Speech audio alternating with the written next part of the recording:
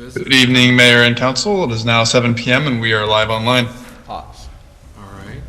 We will let these two stragglers walk in and find a seat. Come on in. You might as well just stay standing. So, good evening, everyone. I'm going to call the meeting to order. Let's start with a Pledge of Allegiance. There's It's not a voting meeting. Oh, this is a workshop. All right, I take this back. Take the gavel. Sorry, this is not a formal meeting. This is a workshop, as I've forgotten. In workshops, there is not a formal, there is an agenda, but there's not it's not an official formal meeting. However, in this workshop, we're going to have an interesting item coming up first. Let me do a roll call and make sure who's here. I see council members Rhodes, Grant, Wake, Weatherby, and Mansfield, and Kiriakou is here as well. Councilmember Domansky is excused. I see the city administrator and the city attorney. Do we have anyone online? I don't think so tonight. No, Mayor. Okay. All right. So, first item of business is we have some high school proposals for participatory budgeting. And who's going to speak first? Is that Erin? Yeah. All right. Good evening. Tonight we have. And you are? I'm Erin Hadeland Very from good. Beacon High School. I have Dawn Clemens, Sharon Morales, Tim Newman, Shona Rowland are all here as well as advisors or just support. So tonight we're proud to introduce 5 outstanding senior student projects created in partnership with the City of Beacon's Participatory Budgeting Program. We want to thank the mayor, the city council, and Chris and Paloma too for helping to bring this to fruition.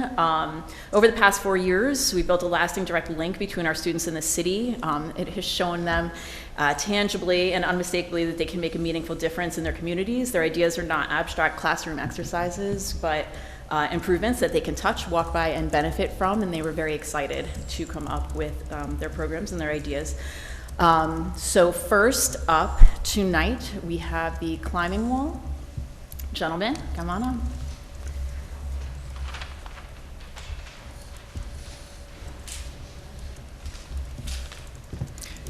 And then we'll forward the slides, so you can just say next slide, please, and they'll move forward. Okay. Yeah. But do start with telling us who you are first. I'm Emilio Guerra. I'm in 11th grade. I'm Naim I'm also in 11th grade. I didn't catch the names. Do them right Could into you the, guys into use the the mic. mics, because they Oh, can't yeah. hear you at home if you don't. I'm Emilio Guerra, and I'm in 11th grade. Got it. I'm Naim Dika. I'm also in 11th grade.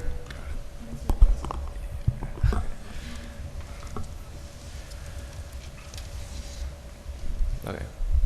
So today we want to propose a public bouldering wall for the community of Beacon. Next slide. Bouldering is essentially rock climbing without ropes. It's on relatively low rocks, and it's never really that high off the ground.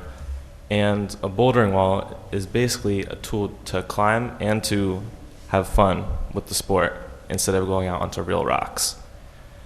A bouldering wall is usually very low, so there's not that much of a fall if you fall, because there's a lot of falling in bouldering. That's kind of like the whole thing of it. But it's usually full of a variety of like different color holds, which you'll see in like other slides, and there's no real price unless you're going to a gym, but if it's like a public one, it's completely free. There's no like price wall that you'll have to get past. Next slide, please. Why we would like to put this up? Our community lacks free, accessible recreation beyond traditional sports. This is like a non-competitive, inclusive like community thing that we could put up, help people like find new things they would like to do. This can help support physical and mental health by like, it also helps people like finding new ways to do things. Yeah. And we just want to emphasize that bouldering is a very fun and very community-driven sport. It's, ever since I started, the community has been anything, sorry, it's been like the most welcoming community I've ever participated in. It really helps with,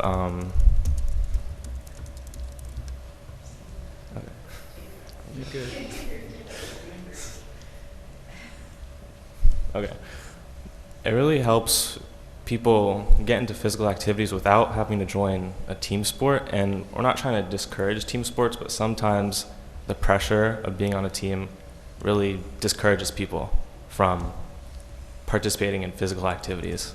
And in Beacon, we don't have much like physical activities, like ways to do that besides from team sports. And once you kind of leave the team sports, there's not much to do, especially because we don't have a gym or any other sort of facilities to help you output that.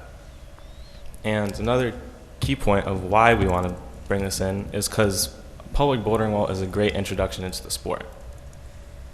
You don't have to pay anything, and especially because we live so close to the Gunks, it's a world-renowned climbing spot. It's one of the two birthplaces of climbing in the United States, the other being Yosemite in California.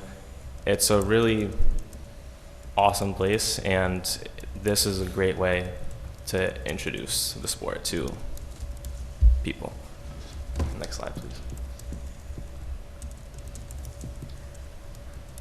Now, you'd think that it'd be a little bit dangerous to have this kind of wall and just in public for public use, but lots of other communities have done this. Like the wall you're seeing right now is in Boise Park in Pennsylvania, and it's been around for I think maybe like 3 years, something like that. The walls are relatively low, and even though we say the walls are 10 feet high, you're never really falling from 10 feet because your hands will be at the top of the wall and your feet will be like however tall you are down. So you really won't be taking that much of a fall. And it's kind of similar to like the playground setups we have. If you fall off the top of a playground set, it's kind of the same height you'll be taking from this. And you could put like large fall zone surfacing like wood chips or like outdoor like padding that you could put under so you don't hurt each other at all. Next slide, please. We would like to put this in Memorial Park, in like the area near the park area. I think it's like a good spot because it'll help kids like see something new and want to try it out. And we're always up for suggestions if you think we could put it somewhere else. That would be like a better area where it would fit. Next slide. Now, a big concern, well not concern, but the biggest asking point is the price. These to be done well and for them to last will probably cost somewhere around $10,000 to up to like $45,000. And it really depends all on any collaboration we get from like local gyms such as the Gravity Vault or any organizations from the Gunks area. And it also really depends on how much we weatherproof it and like the type of design, how complex the design is, and also holds are very expensive, the colorful things that you grab onto. They're usually made, like handmade by big companies, and so those are mainly that is a big price that each wall is. Yeah. All right. Next slide, please. And for funding plans to help facilitate this project, we can reach out to some big companies like Waltopia or Eldorado Climbing. They have previously done lots of work with other communities, like Waltopia is the one who did the park in Boise Park in Pennsylvania. And these two companies have been known to help out numerous communities across the world, especially Waltopia. They've been great in funding many public facilities for climbing. Potential partnering and local support. We can have local gyms and organizations and climbing clubs at school to like help fund part of this. Next slide, please. Now, these next two slides are examples from other communities across the United States. That's the one I've shown you, it's Boise Bouldering Park in Pennsylvania. They have probably the biggest park in the entire United States for public use. And then the other one is in Alpenglow Community Park in Oregon. Next slide, please. And these two are a little bit different. They're kind of precasted rock that is not typical for climbing walls, but they have holes indented into them. So this is another example of how the project could be done as well. Next slide. That's it. And below are some of the links to the companies and the parks that we use in the slide. Thank you. All right. So, any questions from council? Thank you so much for your time you put into this, and you obviously did a lot of research. I'm curious if you, in your research, heard of any models where they might have started with a base and maybe not had all the holds put in the first year, kind of added to them through fundraisers, through other things, you kind of build it out over time. I'm curious if that's anything that you'd heard about, any of the research that you did. Yeah, and in general, climbing walls, like in the slideshow, I forgot to point it out, but I recently just built my own at my house.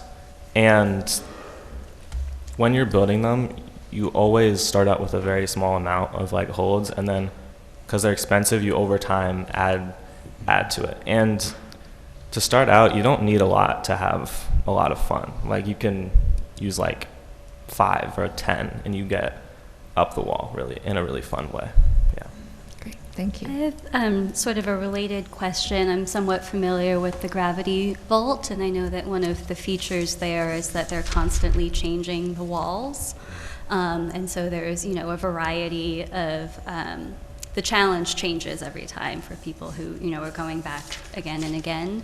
In your experience with these climbing walls, is that a feature for outdoor climbing walls to be able to change the holds or rotate the holds over time, or is it usually sort of one design and that's what it is? Well, if we do a design like in with the color holds, we'd like to have people not a lot, because it's a lot more effort to do it outdoors because of the climate, but routinely change it like every few months or so. Yeah. And would that be a feature that would be important to you all in your mind, as opposed to the more natural example that you gave? It seemed like that wouldn't really ever change or rotate. I think both are great in their own ways, and the natural one is also great because if you put something there and it'll never leave. It's just like a real bouldering like rock in the gunks. It'll never change, and you can just gauge how much progress you made based on if you're able to get up it or not. Yeah. Got it. Thank you. What's the material that breaks your fall? Do you know, is it the stuff on the ground? Yeah. The mulch? Oh, is it mulch? Yeah, the mulch. So it's wood chips? Yeah, basically. Got it. Okay. But there could be other, it could be other materials too. It's often wood chips, but I imagine. We have a rubberized coating Surface it. for, yeah, The so weed there's blade. a number of things you can do. They also use pads in the gunks. They'll carry pads on their back, and, you know, we could make pads available that could be checked out or something. Yeah, I think it would be really interesting. You mentioned signage in your presentation to make sure people know about the gunks and know that that's a resource, and have that, make that sort of connection for those who are really inspired and want to keep going with climbing. So it would seem to me that it has to be set up in a way that can be unsupervised. When we can talk about supervising, but let's be clear, this is an attractive, I mean, who wouldn't want to climb this regardless of whether it's supervised or not, right? So is your assumption that it's supervised or unsupervised, and we should build it accordingly? We would like it to be, if you're a child, like say like under 10, we would want it to be supervised, because in the event of falling in a weird way on your arm or like on your leg in a weird way, like twisting your ankle, we don't want you to be like just alone for that. So we'd most likely prefer it to be supervised. I'd be curious if there are other ways in other parks to sort of maybe like there's a fence around it and there's really clear signage where there is like a recommended age limit, as opposed to, I think staffing would, for example, would be prohibitively expensive for us. But I don't know what a way that would protect our liability, but would also, you know, give access. We can vet that. I mean, Yeah. just go with the idea, and then we'll figure out the details. Cool. Everybody else good? I just, Oh. at the low end, you said between $10,000 and $45,000 potential cost, and we have $10,000 budgeted in our, for this, or a project. Would you say that $10,000, if that was the max we could do, would be a sufficient and attractive park or feature? Yes, but it wouldn't be as like complex per se as like some of the shown like bouldering walls in like the other examples. My wall that I built at my house, it's steep. It's at like a 40-degree angle, so it's like that, and you're climbing up this face. We'd probably make it like a little bit less, so it's easier, and that cost I think like $2,000 to $3,000 maybe. I'm unsure, but it was not close to 10,000. And if we made something like that, we'd probably want to reinforce it with better materials, because mine is just for me and my family and friends, so not a lot of people will be climbing on it. But the price that really drives it, the things that really drive up the price are probably the shape of it and how large it's going to be. So $10,000 would probably be on the low end if we wanted to create something like that you can climb all around. But if you wanted to just like one face, $10,000 might be, it's probably enough to make an adequate wall. Yeah. Great, thanks. Could it be a start to something in the future that, you know, even, you know, build it and then they will come and maybe even like fundraising or getting other people to help with the cost? Is that something that, have you been into any of the parks at all that we're showing? I know the one in, looks like the closest one is like near Pittsburgh, so. Yeah. I haven't been to any of them, but so I've just researched online. But we can start out with like a small wall, and you can always expand, because these things don't take, I mean, they take up space, but they're not as like spacious as like, say like a playground, because these just go up, and then you just need like some falling like mulch underneath it. I could see my 7-year-old granddaughter loving this. And I would just note, we have one of these in Beacon at the settlement camp. There's an indoor one. It's very restricted hours. It's been dependent upon volunteers, but we do have some adults who have a club doing this, and I'm sure they would be very happy to help on it. Yeah, I was wondering, is that as a potential location as well? I appreciate it's not as accessible for Well, teenagers, I would so that's also the just, trade-off. the other thing I was going to note is you approved money for Memorial Park improvements last year, so we're beginning a design process to look at things like redoing the basketball courts, putting in pickleball courts, the calisthenics area. This certainly is something that could be considered as a design option that we come back to the council with. Kind of give you a Chinese menu of all the things and you And pick is off. the thought that next year in 2026, kind of more detail for that overall plan might come back to the council? Yeah. Great. Yeah. So again, if this doesn't fit in with the 10, some of the ideas generated here go into larger capital projects, and we saw that with South Avenue Park as well. Yeah, I might see this as in terms of location, someplace that you have to choose to go to. So University Settlement is a little bit more of a, you choose to go there as opposed to, I'm going to the park, and, that might invite 7-year-olds unsupervised. I would have been an unsupervised 7-year-old, there's no question. Kind Right? of fits though with the skate park. Yeah, well, Right, it's you're true. already doing Yeah. a level of risk. You Yeah. already are catering to Yep. people, in the age of later teens. Mm-hmm. And it's not organized Yeah. sports either. All right, we're at 22, All 20 right, after, thanks. so. Yeah, last because question? we're at 20 after, I also just wanted to kind of understand what the goals of the councils are for tonight's meeting. Like, are we debating the proposals or just asking clarifying questions? Correct. The latter. Thank you. Yeah, and then we do what we did last year with a memo, Yep. giving you a recommendation. Okay. All right, Thank you. thank you. Thanks. Thank you. Thank you. Nice.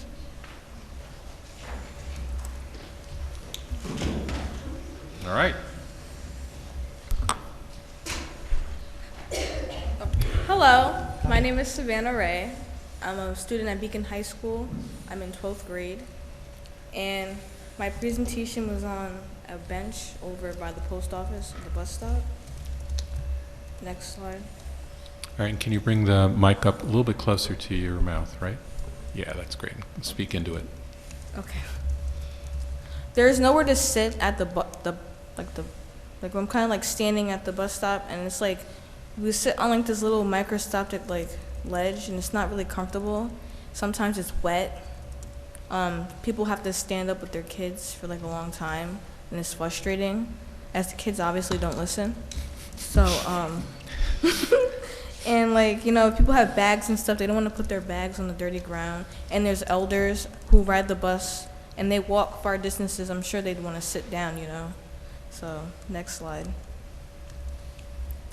Me and my grandmother sit on that small, like, it's kind of like by the trash can, and it's not comfortable for like 30 minutes. She always says that she wants somewhere to sit down because it's like it's not comfortable, and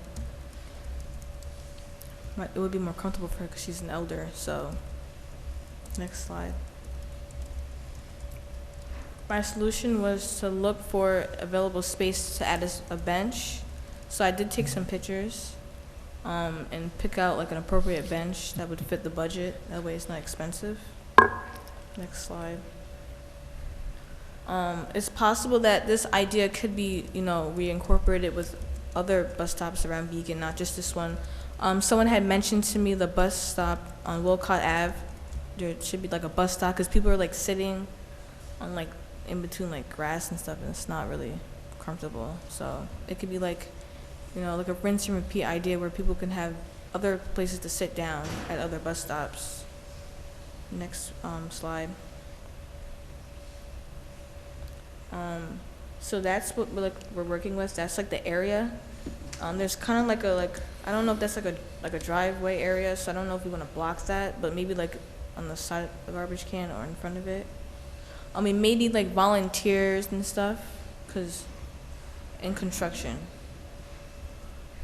Next slide. Adding a bench to this, yeah, next slide, sorry. So this is the budget, it's $10,000. These are like a few benches that I did like. And I feel like adding like a shuttle over the bench would be nice. So that way, like if it's raining, snow, and it will also make the benches probably last longer if it's not under wear and tear for like so long, and they keep people warm in the winter. Next slide. Is there any questions? You kind of touched on it. I think the only question that I had is if there were, you mentioned Wolcott Avenue, if there were other places that you had noticed were lacking either bus shelters or benches. Was it just those two? I'm sure there's more. My grandmother was telling me like a whole bunch, and like it kind of goes in one ear and out the other. I'm focusing on this one because I go to this one all the time. So yeah. Okay. Well, we'll consult your grandmother if we need the list. Thank you. Okay. Of the bench designs that you looked at, was there any particular bench design that you liked more, that you thought would be more comfortable, just meet the needs of you and your grandmother and others? I think I have to look back at the slide, but yeah, I did like they were like I like the wider ones because I don't want the railings that give you marks on your like your legs, and it's like not comfortable. So yeah, I do prefer like the wooden ones that are like a little wider. They're not so like not the metal ones. Thank you. And, you know, when you pointed to where are you thinking exactly? Is it facing Main or is it facing Veterans Place? I think facing Main would be better so the bus can actually see you. I kind of like try to take a picture of the whole area so you can get like an idea of where to like scope things out. And the particular bus stop is on Main in front of the post office, right? Yeah. Yeah, okay.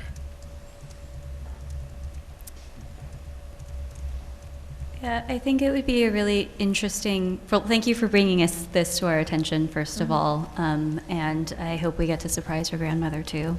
But I think this would be a really interesting project whenever there's capacity to do a sort of audit of all of our bus stops in the city. I know there are quite a few that have shelters, some of which have, you know, artwork on them from Beacon Arts. But, you know, as we're thinking about even our climate goals and wanting to make use of the buses, something that is more popular and easy for folks, you know, making the experience of waiting for the bus easier is certainly an important piece of that. So I think that your project touches on a couple of different important areas, so thank you. You're welcome. Okay, great. Very straightforward, thank you.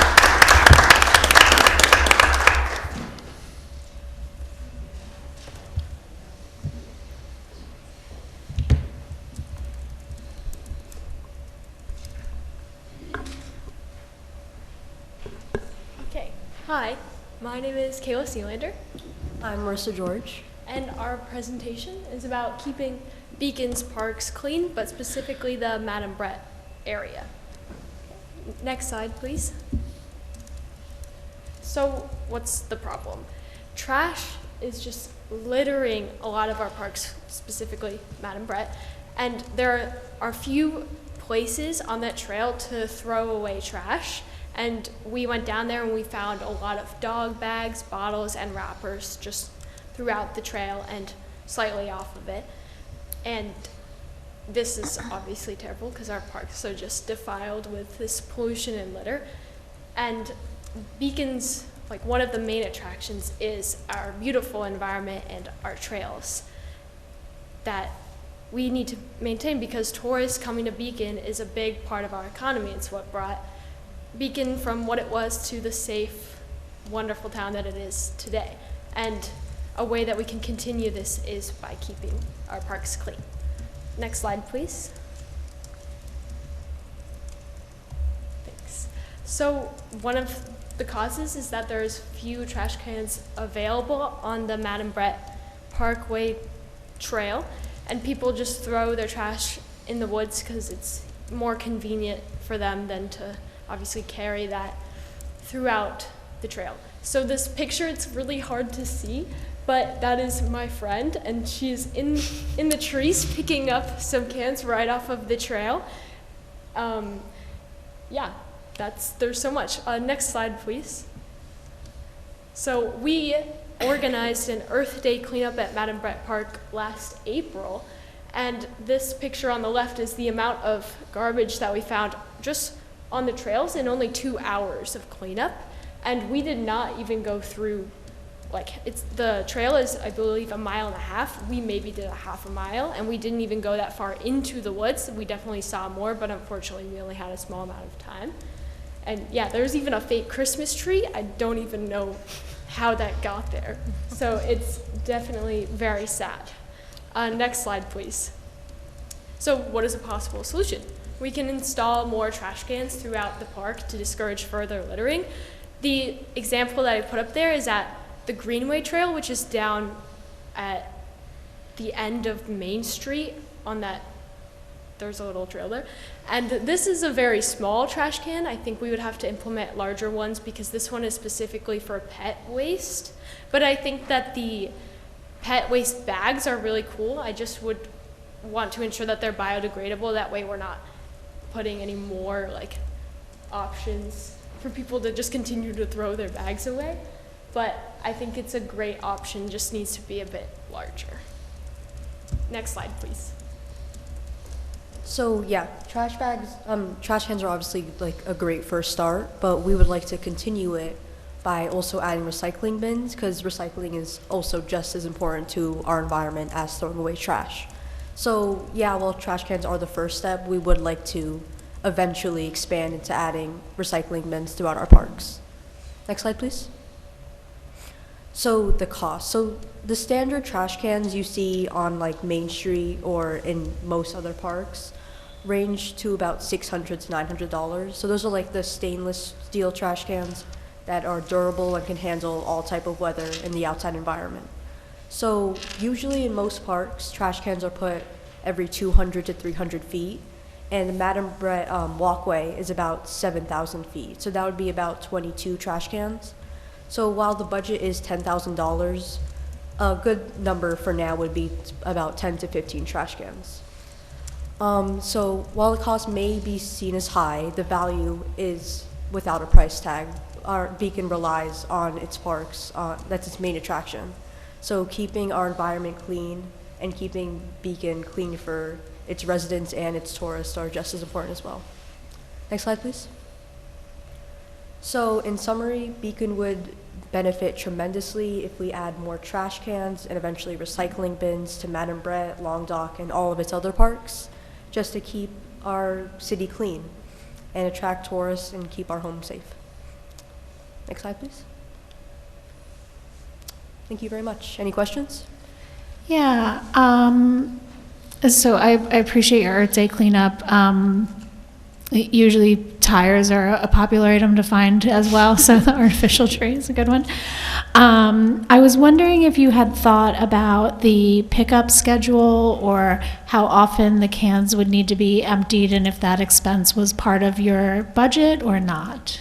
Yeah, we definitely thought about it. We scoured the internet. We couldn't find any specific information available to us about how much that would cost, but we definitely, obviously that would have to be thought of with the budget, but we couldn't find any exact pricing on it. Okay. Yeah, so just to clarify, what you have here was just the cost of the cans? Yes. Okay, thank you.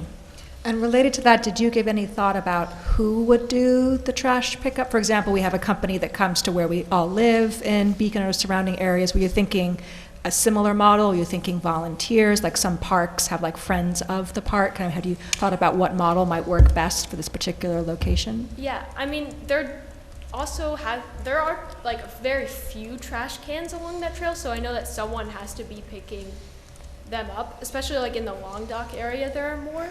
So I don't know if whatever company is being used now could just be extended to go like further into those areas. But that was kind of my thought. Okay, great, thank you. And when you say, I heard you say 7,000 feet, so I think you mean more than just the Madam Brett Park, which is by the creek. It sounds like you're saying it extends over to the Hudson and up? Yeah, there's like the trail that goes kind of into like the Long Dock area. Mm-hmm. I think that's the entire trail up until it's officially the Long Dock. Okay. I wonder if this project, as well as some other ones that have been presented and will be presented, might consider like in terms of fundraising, like adopt a garbage can or adopt a climbing hold or something like that.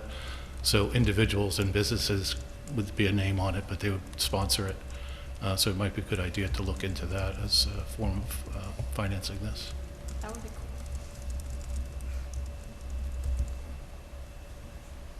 cool. Other questions? Okay. Thank you. Thank you. Thank you. Appreciate it.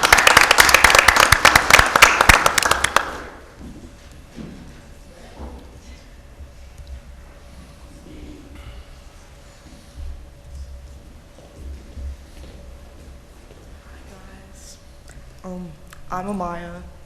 I'm Gianna. I'm Ava. And we're a part of the Beacon softball team, and we want to do our presentation on softball field upgrades. Next slide, please.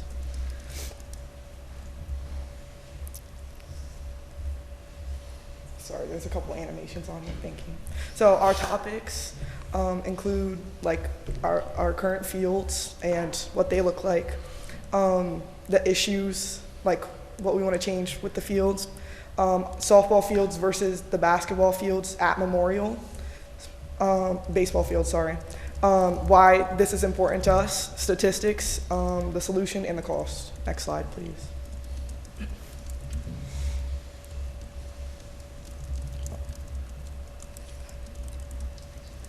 Oh, you just have to click again, I think. I don't think the animation's on this slide. Yeah, I think they're a PDF, and so the animation may not have come through on that. Oh, but basically, well, what was there? Yeah, was, talk your way through it. You want to wait a minute? I can pull it up on Canva. Okay, Yes, please. thanks. Keep going though, but Ben will take care of it. Basically, on that slide would be each of the dugouts from each softball field. So it was Ferrone, Twilight, Wilkes, and Araca, right? And all the softball fields at Memorial. And yeah, next slide or whatever. Yeah. So just while we're pulling the presentation up, the park layouts that you've given examples of, are those other local fields? Yes, or- the okay. fields at Memorial Park, all 4 of the softball fields. Got it. Oh, I didn't know they had names. Thank you.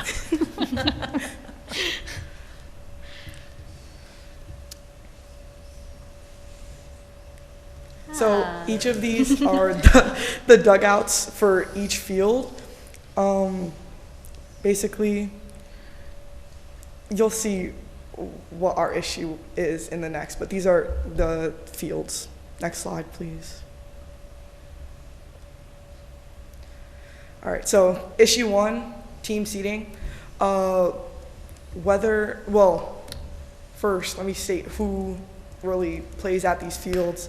So there's Beacon Extreme, and there's like a bunch of softball travel team tournaments that go on at this field. There's also Beacon, the softball clinic, for the younger girls who want to play softball and get involved in softball, as well as modified the middle school softball team, and sometimes the JV team for the high school. So we usually have a lot of players on each team, around 19 or 12, sorry.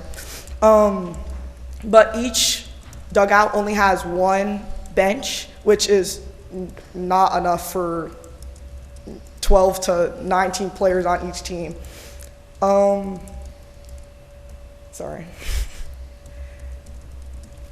So when teams are playing on either side, there's not enough space for any of the players to rest between innings. And when each team is going up to bat, there's only 1 person from each team up there. So the rest of the players are sitting on the bench. So there's just not enough space. As well as bags, at least the players who come from the schools, like right after school, we have to carry our book bag, softball bag, and whatever other stuff we have coming from school. So we have to either place it on the floor or in front of the fence. and there's no area for us to put our bags. So we're too busy trying to walk over bags. We're tripping. Sometimes there's people getting injured from this. So, yeah, next slide, please. Do you want to do this? Oh, come on. You can do it. Come on over. So with every team, whether it's Beacon Softball, the Beacon Softball youth team, Modified Softball, JV, or Beacon Extreme, there's always going to be at least 1 or 2 rainy games or practices, and our dugouts aren't the most helpful when it comes to rain, especially coming with your book bag, softball bag, Chromebook, and all of that. Next, please. Part 2 for that, sun protection. We start softball usually in the spring, and travel softball starts in the summer. So it gets very hot, especially with me. I'm a catcher, so I have to wear all that equipment, and it's very hot and overwhelming. On here, there's examples of different athletes suffering from heat-related illnesses.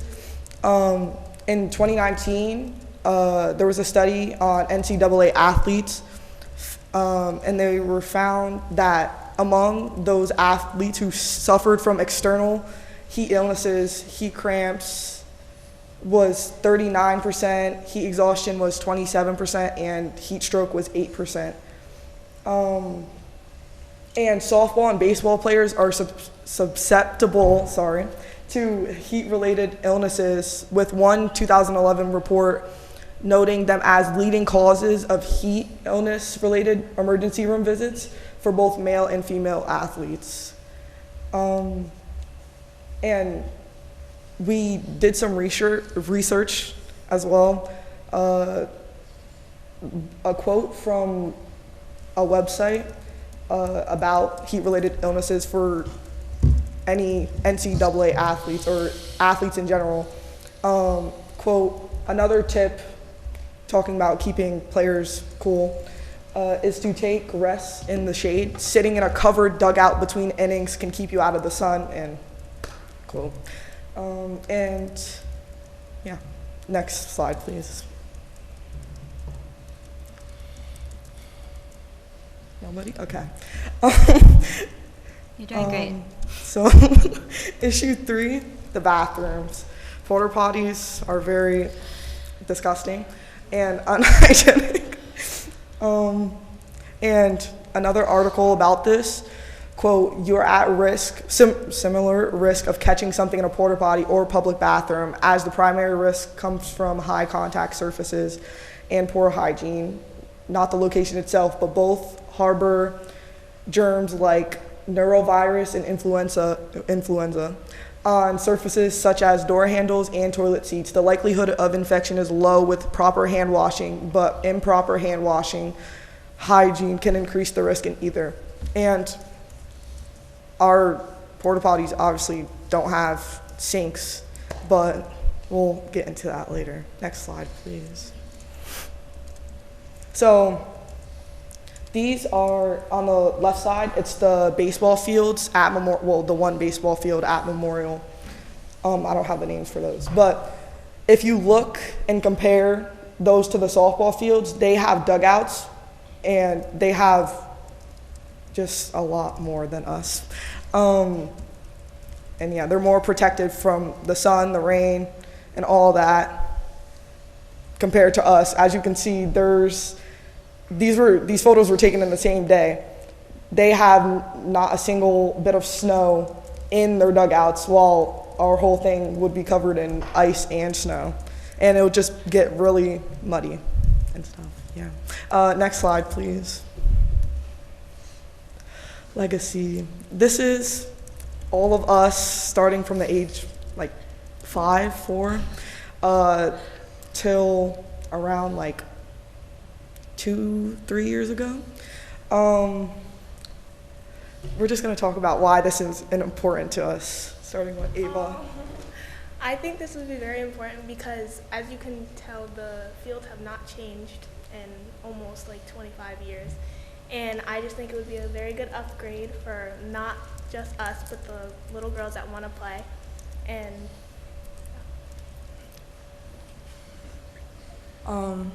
I've grown up playing softball like my whole life, and so has my family. And I think it would do a lot for people trying to start playing softball because just looking at the fields right now, it's not very inviting, and the softball program is not doing very well. And I think that this would give it a jump start and make more people try to join. For me, I've played softball my whole life. I want to continue it on in college. When I think back to the past, I don't want to think about how bad our softball dugouts were, at least. So, yeah. And as Ava said, people want to be able to have fun while they're doing it, not think back, as I said before. And yeah. Next slide, please. Solution: get a basic dugout. You'll see what that looks like in the next slide, and open the bathrooms, which are next to the Wilkes softball field, next to the skate park. Next slide, please. The cost of dugouts: a basic dugout,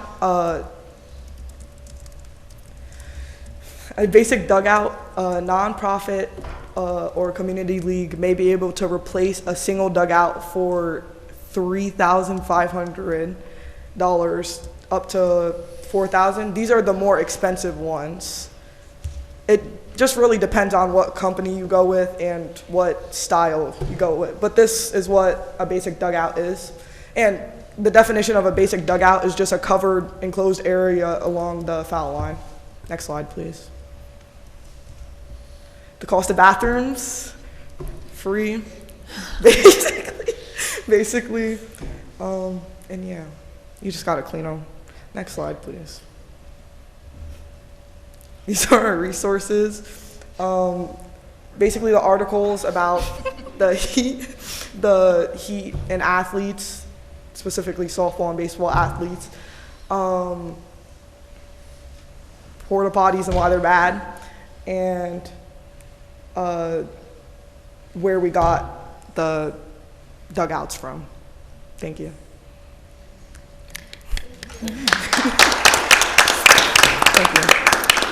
Thank you. Any questions? I have never played softball, so I apologize if this is a silly question.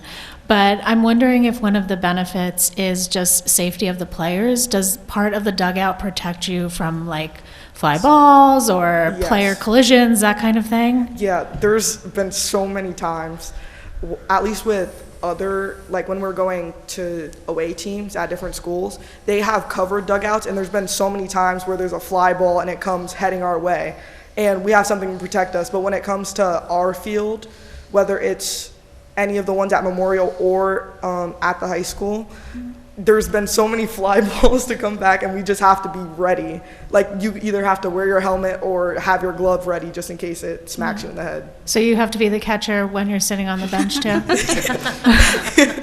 Okay. Any other questions? I was unaware that baseball and softball fields, that softball is not played on baseball fields? No. It's It's smaller? Yeah. Basically, baseball fields have patches of grass on it. Our softball field is all sand and dirt. Yeah. Okay. Well, reading this, I just had lots of memories because my 3 daughters all played in the Beacon softball, and I also played in the women's league, so I could totally relate.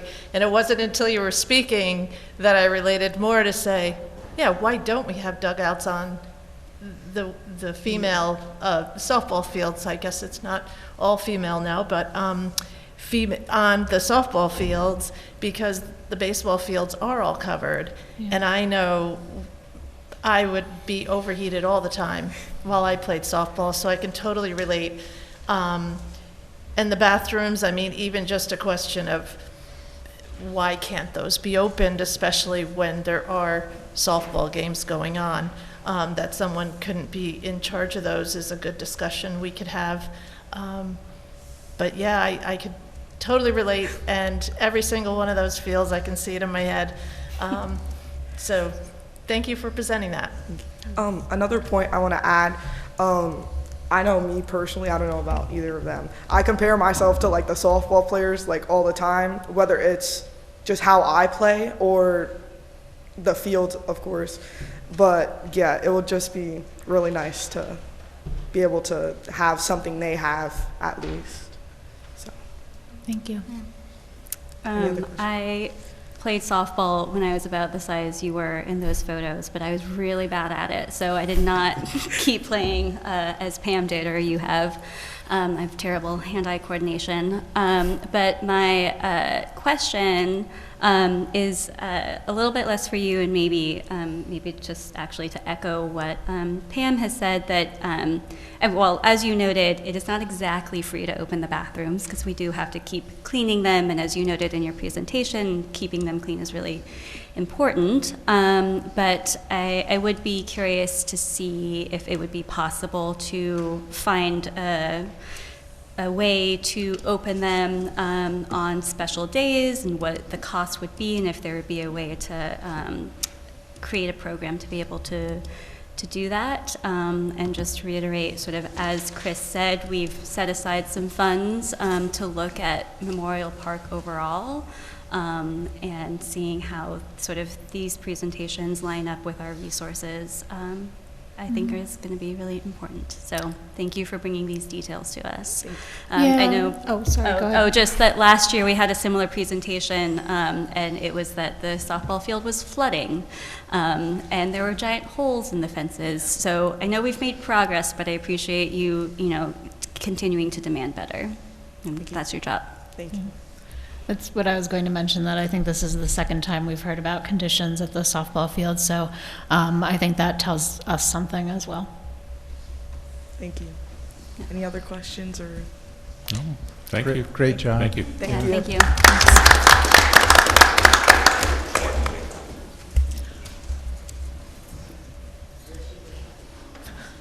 He's one of the All right. guards. One more. We just have random people running through the, kind of comes with the territory. I never know. It's a prisoner. At least exit. he's clothed. All right, you're on. How you guys doing? My name is Richie O'Mara. I go to Beacon High School. I'm a senior. You can raise this up. Yeah. Yeah. There you go. There you go. Cool. I'd just like to be present. Well, I did have a partner, yeah, but my partner had a little mission. He had to go play some basketball. So he was at his basketball game right now. But I'm going to present for both of us. All right, you go to the next slide. Oh, by the way, I'm doing the youth field. I'm doing the Beacon Bears youth field. Okay. So basically, my goal is to fix the youth field for the younger generation. We would like to fix the grass, bleachers, and goalposts. Now everyone can use the Beacon turf all the time because we have a turf at the high school, but we got modified, we got JV, we got varsity, we got all types of teams, so we can't clutter one field. Mm-hmm. So also we have soccer too. We have a lot of people who use the turf. So the younger generation was like 5, 6, 7, 8, all those younger kids, they use the Beacon Bears field. But the Beacon Bears field isn't so great, I would say. It's not under the best condition, but yeah, you can go to the next slide though.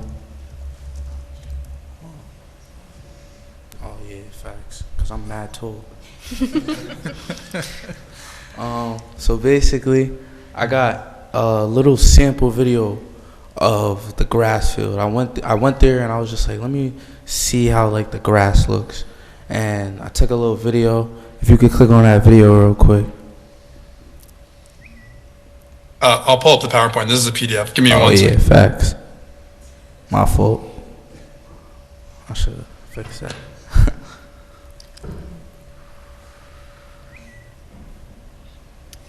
What sports do you play, Richie? I play football. I play varsity. Well, I did play varsity football for the Beacon Bulldogs, but my time's over now. Gotta go to college. Nice. While we're waiting, do you prefer grass or artificial turf? I prefer grass. You do? Now, the reason I prefer grass is because I tore my ACL on turf. Turf is not that great. I'm just being honest off of my experience with turf, because it's just a way, if you move your leg a certain way or move it back a certain way, anything can happen on turf. Now, grass is, grass is just, it's not so hard to move on, I would say. It's more easier. I'm able to dig my foot in the ground and step through. And that turf, my leg could get stuck any type of way. We don't know what can happen. You just have to see. But got that video, sir? Oh, thank you. We'll see. It's saying that I need special access. Yeah, what was it like? Okay, so basically, when I seen it, it was I seen a couple of potholes. The grass is not fully grown out too, so there's a couple of spots like missing grass and stuff like that, and I feel like it needs to be like a little bit more defined. Like, it's not mature grass. I could just tell if you go there and look at it, it's not mature at all. It's still in a process. I don't know exactly, but next slide, please.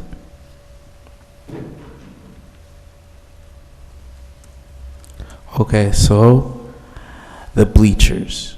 Now, the bleachers are very old, guys. If we go look at it, I'm telling you right now, like, they're wooden. That's so. As you see right there, there's a bleacher cracked off. It's just not appetizing, and we have kids playing, the younger generation playing here, their parents coming to watch, other parents coming to watch from other places, and we want to represent Beacon as a good place, right? We want to show them that, okay, you're coming here to watch our game. Now, our game, it's not a bad place. It looks appetizing to be there. Let's just say that. So, I would say we would need new bleachers. The bleachers are very old. At least the left side. I know the right side is pretty good, just to let you guys know. So the right side has like those type of bleachers to the right, the picture that I put, and the left side still has those old bleachers. And I feel like, especially like, for example, when my mom used to come and watch me play late at night, she didn't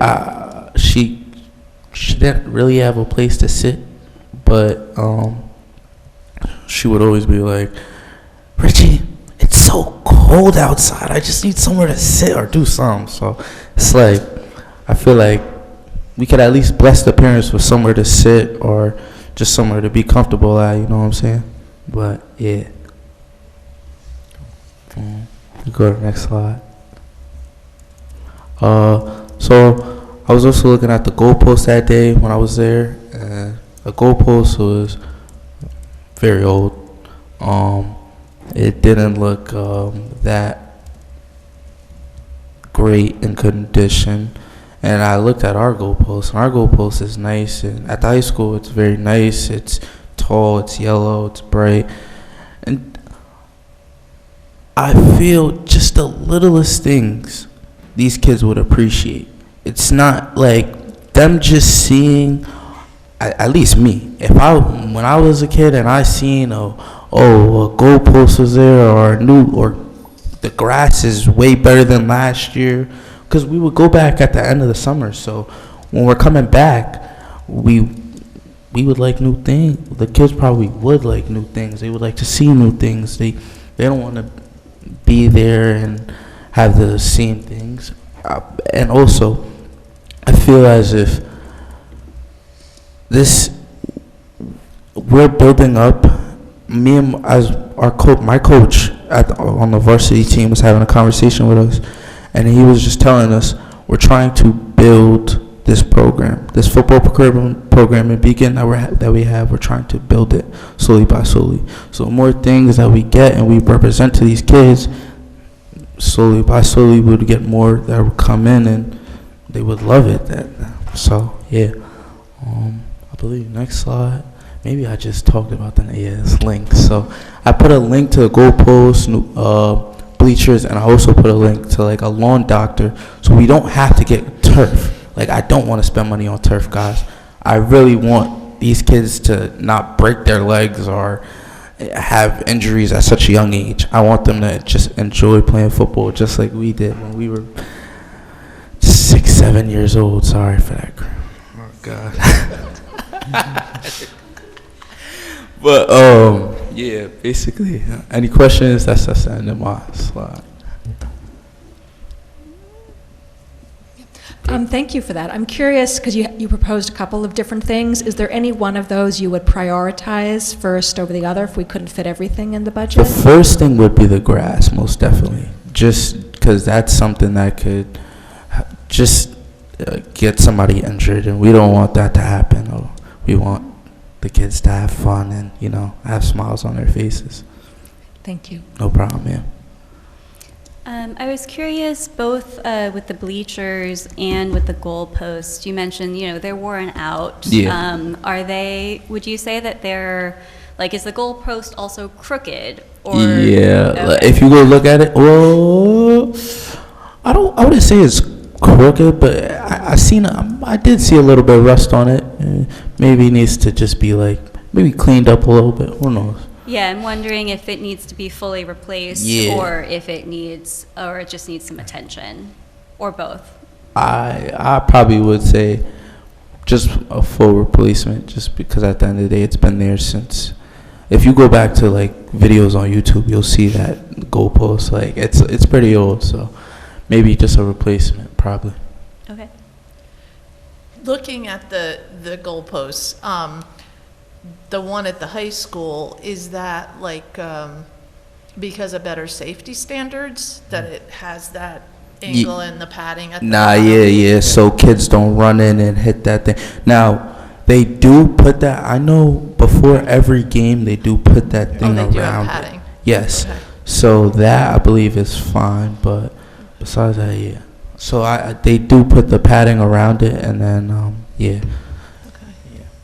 And then you're making me reminisce too, because I sat on those bleachers watching my kids, 3 daughters, do the cheerleading. Yup. So Pop Warner I cheerleaders. already know. My mom was out there. She had her little bag. She had food. She had coffee. She had everything. She was just bundled up with her little blanket, watching me play. And it would be nice, son. Nah, Even though the metal bleachers are colder. So. Nah, yeah, I already know what you're talking about. Those wood ones are pretty old. Thank you. Yeah. Okay. All right, thank you. All right, thank you. Thank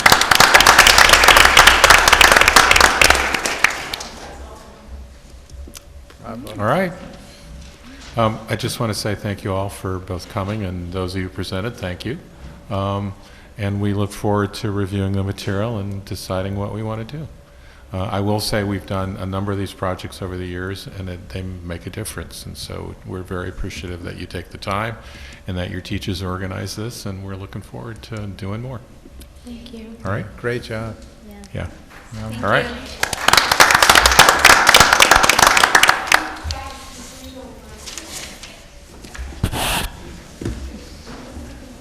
And remember, you can come to any meeting in the future, and you have 3 minutes to talk. All right.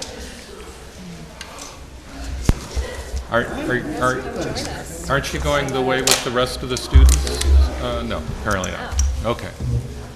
Thank you all. Thanks. Why they didn't want to stay for a conversation about fee schedules, I do not know, but. Jeff's there, he's very interested in these guys. Great. Okay. So let's start up. Next one is proposed revisions to the fee schedule. You got this 4-pager with lots of tiny print on all our various fees and an update both from what they were to what they're proposed to be. Chris, you want to chat before we ask if there are any questions or talk I do, about it? yeah. So the last time the city did a comprehensive adoption of these fees was in 2010. And in the resolution that the council did at that time, it said if it would have to come back if any of the fees went up by 25%. So the fees have been, some of the fees haven't changed since 2010.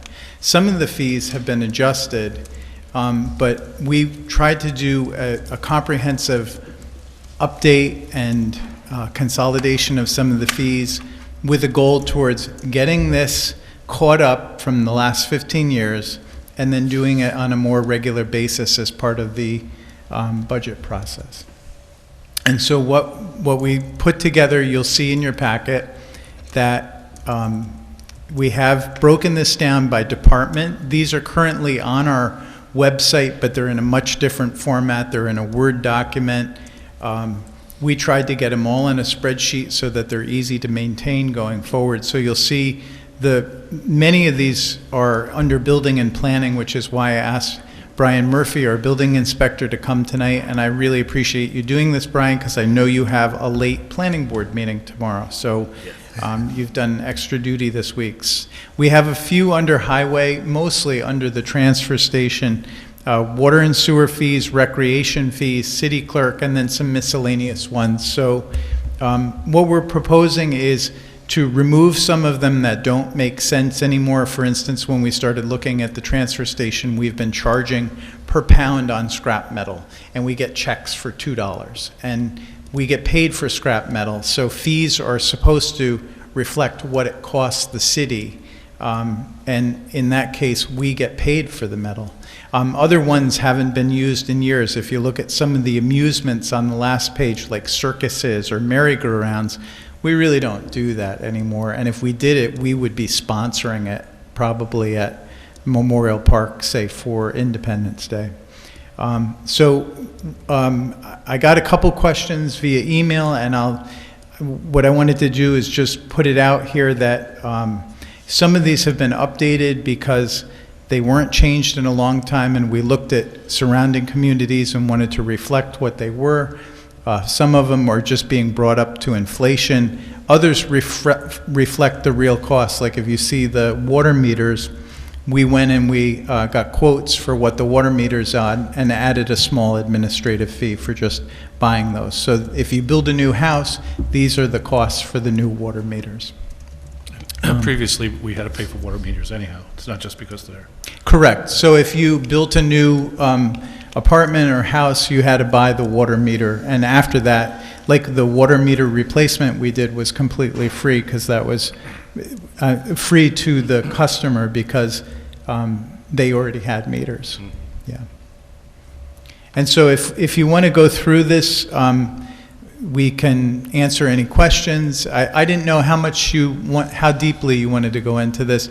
But again, these are, when we haven't changed them in that long, we would like to update them. And again, like we are doing with other things like the rec fee, we do want to do these much more regularly. And this is a catch-up year for us. So I will say I took a look through these before they were presented. I thought these were all in good order. Brian and Chris and I did talk about one issue which we could bring up, but this was the use of the one, it's the plumbers and electrician licenses, which we have a test for, and which we will allow a non-Beacon person to install, but we'll charge the same fee as if they're getting the full license with the test. And I thought that one might require some revision, but otherwise this list looked great, and I had nothing to add. I was sad that the circus and sideshow permit fee got removed, but I assume that's being consolidated. We're no longer offering specific permits for circuses and sideshows. Yeah. We did have That them. I'm not sure of. That would. We still have circuses, but they're not permitted. They meet every Monday. Yeah. We used to do it at the dog park. Every day, There George, you go. around here, every day. I had a general question. I noticed there were some fees, like I mentioned earlier before the meeting started, the detonating explosives and violation of a stop work order, that those were changed to $1,000. I assume that's more of a deterrent so that so there's a real need not to do it. Is that correct? Yes, correct. I thought the detonating explosives was pretty low. If you're detonating, there should certainly be permits. Blasting is what I believe its intention was, and Right, if so you're it's not blasting fireworks, it's more correct. doing things. Yeah, it's regularly. blasting on like construction sites. And we generally don't allow blasting. It would be the cost plus a consultant review of whether it's necessary, because we have gas lines throughout the city and other subterranean infrastructure, and it really doesn't make sense to blast. It might have 100 years ago, but now we have machines that can do this. Like we did a lot of rock removal across the street at the firehouse, and we did not need to blast. Yeah, I really don't have any questions or concerns about the approach here, and I'm glad that there's been a comprehensive look at the fee schedule and that it's now in a table, which is much simpler, I think, for people to understand. I think, also in the section that Molly was in, for stop work order, is the violation, like, how is that assessed? Is it each time somebody is violating a stop work order? Is it like by day? What? So there are a few of them. One of them, if we were to issue a stop work order, before we would issue a building permit to do the work or continue the work, there would be a fee associated with that. Okay. It wouldn't be per day, it would be a one-time issuing the stop work order. If they violated the stop work order, that's a different fee. Okay. Is that each violation? It would be Yeah. each. Okay. Yes. Violation of the stop work order would be each occurrence. Gotcha. Thank you. Yeah. I noticed in both the commercial and the residential building permits that it seems to have, on average, gone up about doubled. Yes. The per square foot. Is that just to keep it in alignment with other municipalities in the area, or?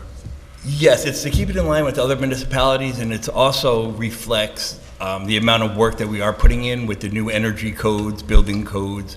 You know, homes aren't simple boxes anymore. They're, they're more intricate. You know, the reviews are taking a lot longer to do. So it's just really to reflect the amount of time that it takes us to do the review. Some more inspections, sometimes longer inspections, and also to, stay around the adjoining municipalities. Okay, thank you. Yeah, that was the one question I had, is just that part of what George had said, that we're getting kind of the hours that, the employees have to put into it, that we're at least covering that Yes. in these new prices. Yes, And the new fees. Yeah, with the new codes, it's taken a lot longer, especially with the energy code. And the new building code comes effect December 31st of this year, which has more energy code compliance, more requirements to be on the drawings. So it's taken us longer. We issued a permit a couple months ago for a single-family home that was 24 pages long, the drawings. A couple years ago, you would get 6 or 7 pages, if that. So they're a lot more detailed to go through. I think this is maybe a question for Nick, but to adopt these, do we need a local law? No, so Okay. the city's fee schedule or local law is being changed over the years to make sure that we always refer to the fee, not in the local law, but in a fee schedule to be set. So if you just adopt a resolution at your next council Okay. meeting, that would be sufficient. And the follow-up to that question is, would that resolution need to specify that it's whatever the date of the resolution forward? So, if somebody Effective. has something that's already under review, we wouldn't want them to have to pay an additional fee. Yeah, so we were thinking a resolution would address 3 things: the effective date, also to allow for any fee not listed in the schedule to be approved by the city administrator based upon a recommendation of a department head. So if a new fee comes up or something that wasn't fair, Yeah. like circuses. Like a circus? Okay, Yes. great. And the third one would also be just to allow for, in the event of what Brian says, the department head's experiences that this is taking longer, maybe the fee needs to be changed, to give the city administrator flexibility of like a 10% fee to increase it. Okay.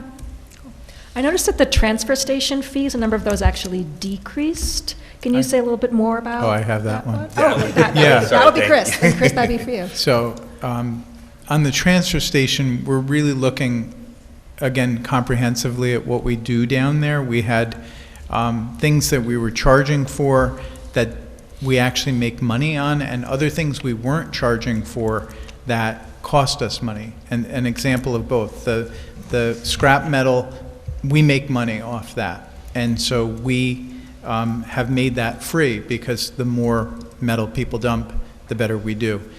logs over 12 feet cost us money because we have to grind them up and mulch inches. them. 12 inches in yes, thank you. But some of them are over 12 feet in length.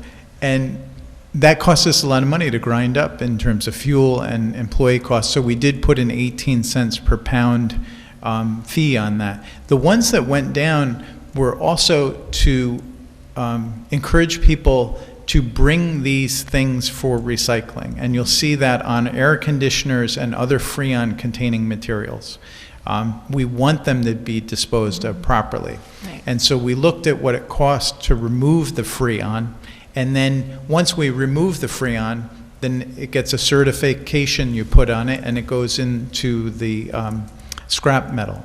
So we found we were actually overcharging for those, and as a result, maybe those are getting dumped in alongside the road. I'd like to say along Madam Brett Park, maybe. where Yeah. it's all- So again, what we're trying to do is align this. You'll see we've opened up a number of free things at the transfer station. We'll be continuing that. For instance, we have new e-waste recycling, and that's no cost to the city. So we're happy to take as much as you want. We have a grease receptacle, so we had a permit for that. Well, we want people not to put the grease down the drain, but you can now bring your grease down to the transfer station. And we'll be, as part of this, we're also looking at the signage and the messaging around that so that we get that information out.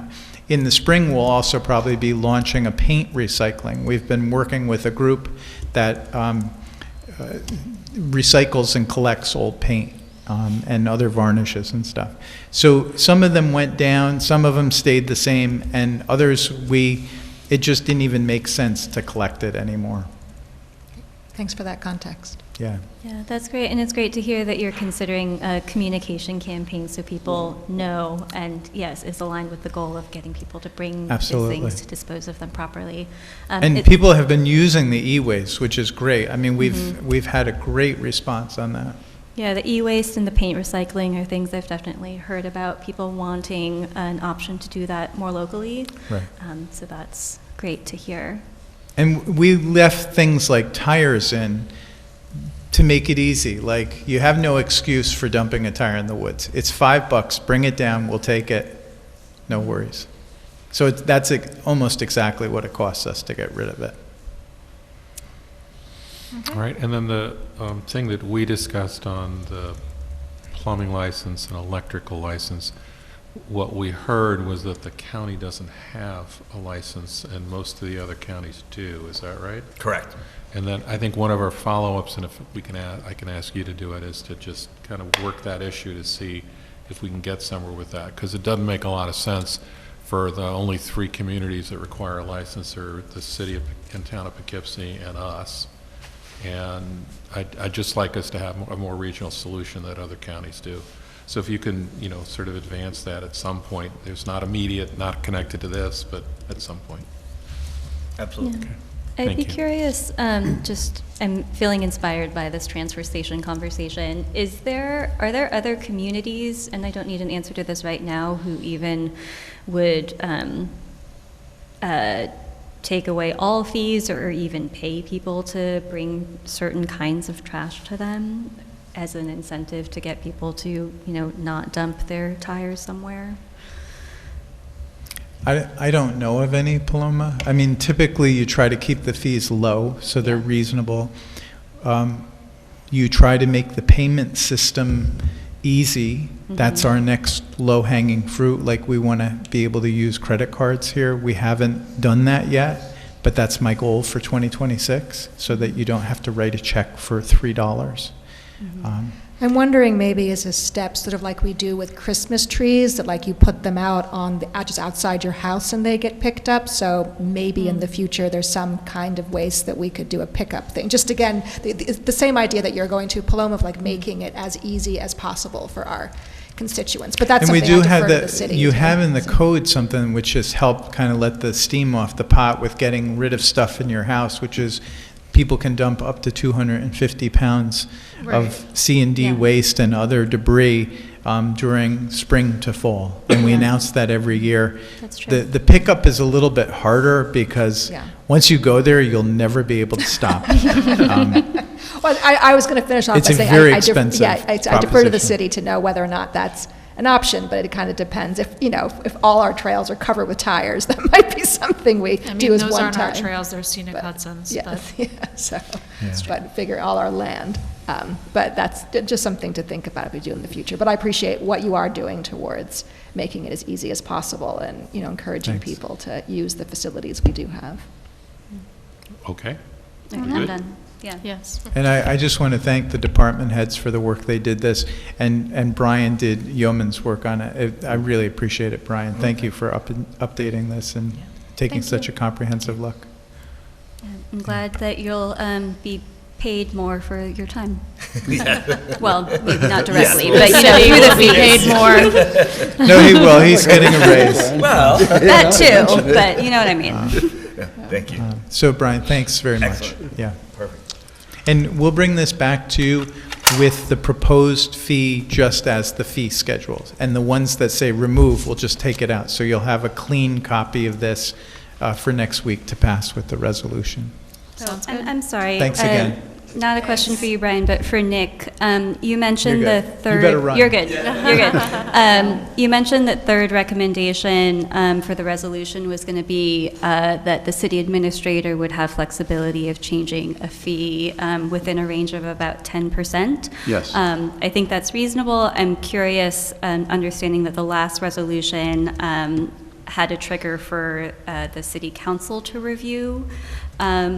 I think you said 25%? Yeah, they let the city raise it up to 25. So we're actually Uh-huh. proposing to lower that to 10. Right, and to give you more or the city administrator more discretion. No, actually That's less discretion. Why would we lower it? Just, it's not, we haven't found, we shouldn't be raising fees by 20%. I mean, if we're doing this well, we would, we don't raise fees during the year. So we would do this as an annual exercise, and we look at whether it needs to be updated based on something that's changed in the cost structure or the work or inflation. That should generally be below 10%, and if it's not, then I can come back to you. Like if all of a sudden, Okay. Scrap metal now costs us money, and I have to go the other way. Well, I'll come back and I'll just ask you for an update. Okay. Okay. So the previous resolution, I thought you said that if there was a change of 25% and more, it came back to council, but that's not true. It came back to. No, it came No, it back did go to to the council. council. Okay, So now yes. we're proposing if it's 10% Yeah. or less, or 10% or more, it goes back to council. Got it. Okay, Okay. yeah, So so we're it- adding that layer. That's Yeah. what I didn't Yes. understand. Got it. So up to 10%. Yeah. The administrator has discretion, and up to 25% it comes to council. Hmm? Sorry, Anything 20%. above 10%. No, just No. stick with the 10%. Sorry, anything above 10% comes to council. Yes. Yes. Yes. Thank you. Yep. The other got thing there. it does is it might encourage an annual update because you can keep your updates in more modest percentages. If you're Well, doing it. and that's our goal. Like years ago, 5 years ago when I got here, I wanted to update this, and it's been a stretch to get everybody to do all of the work that we needed to. So it takes a lot. It took a lot of time. We had to think about, there were things that were duplicates in this, things that no longer made sense that we could consolidate. Like if you look at the recreation department, we consolidated a whole bunch of things into smaller buckets. And hopefully we'll see how this works, and I'll come back with any changes that aren't working. Sounds good. All right. All right, let's go on. 248 Tyrunda's next. Nick, are you going to introduce this? I am, thank you, Mayor. The applicant's representative, Jay Blumfeld, is also here tonight to answer any questions the board may have, but I put in your packet, and I apologize for the lateness of it, a draft resolution that will require some further editing, but I'll walk you through the significant portions of it. The resolution is procedural in many parts. It just sets forth the history of it, which is important for the land use projects to sort of tell the story as it evolved. The title is Determination to Waive Requirement of Providing Commercial Space for Provision of Additional Housing, including a substantial number of below-market rate units. So the question before the council, and you've discussed this, but you haven't adopted a resolution, is to allow the Building 100 to be something other than commercial. You've agreed that it should be residential, and you've had a discussion about the number of residential units being 136, and there being a 20% component to the BMR units. The next step, which I can't get you to in this term, is to have the concept plan approved. But I figured because you've made significant strides on some critical thinking on what the development looks like, and before it goes to the planning board for its review of the concept plan, that we should memorialize where you are with this project and take these next steps. So that way, the applicant and the planning board and this council have some guide rails up with respect to what this next phase of a project is going to be, so there's some certainty to it. Can I ask a follow-up question to that before we get into the details of the resolution? So, big picture, if we pass this resolution next week, that then provides some impetus to go ahead and actually create the concept plan that would then go for public hearing and the next council could vote on or not, and then it goes to the planning board? Is that the kind of general steps? Concept plan review to the city council. City council refers the concept plan to the planning board for a report and recommendation. Planning board would likely continue as the lead agency and do the secret review. Comes back to the council for a public hearing on the concept plan. If the council approves the concept plan, applicant goes to the planning board for site plan review. So on the second to last page of a resolution, page 3, excuse the typo, whereas, we'll correct that, but it's on the resolve clauses.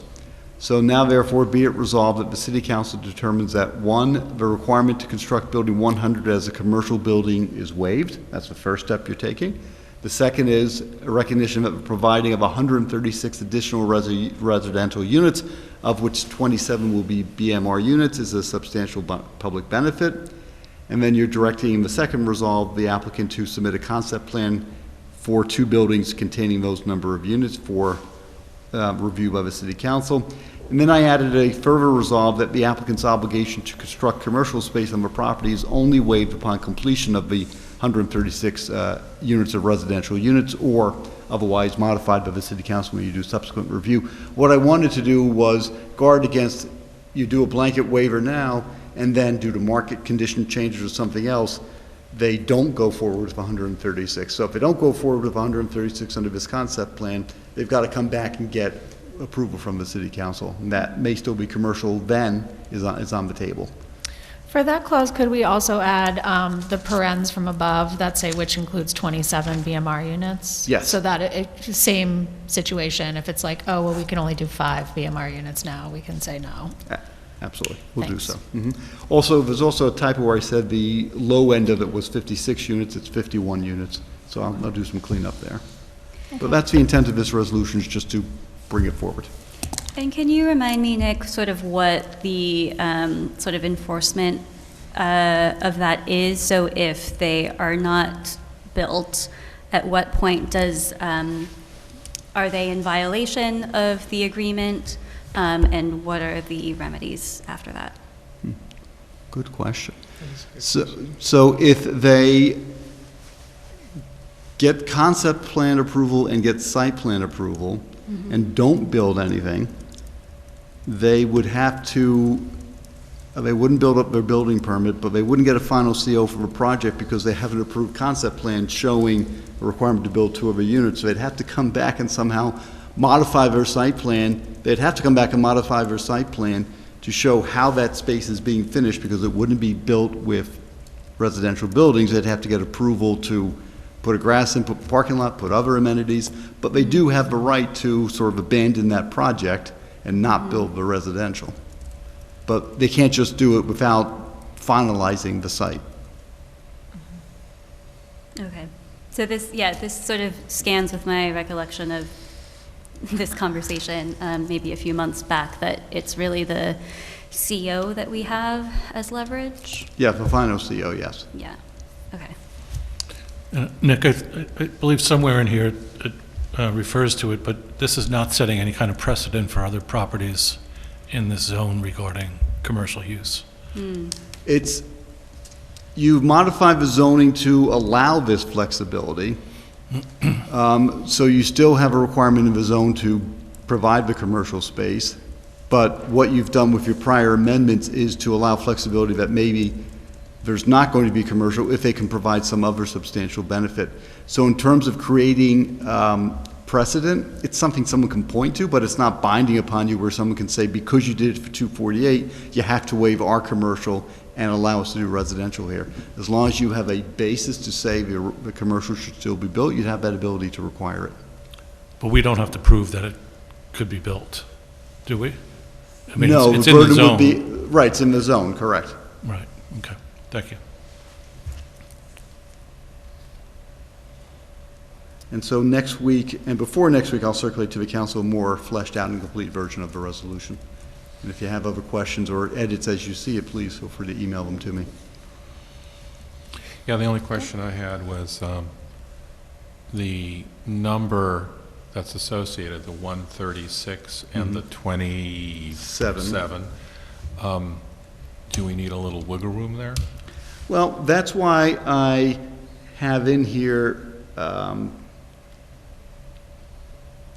had addressed that. Be it further resolved, the applicant is directed to submit the concept plan in substantially the. Substantial Yeah, compliance. the same, but no, but my intention was to make sure that you did have flexibility, because when you go for the concept plan, you may say the turning radius isn't sufficient, so they lose 2 buildings or 2 parking spaces, yes. Okay. But I'll build that back in. Okay. Otherwise, I'm good.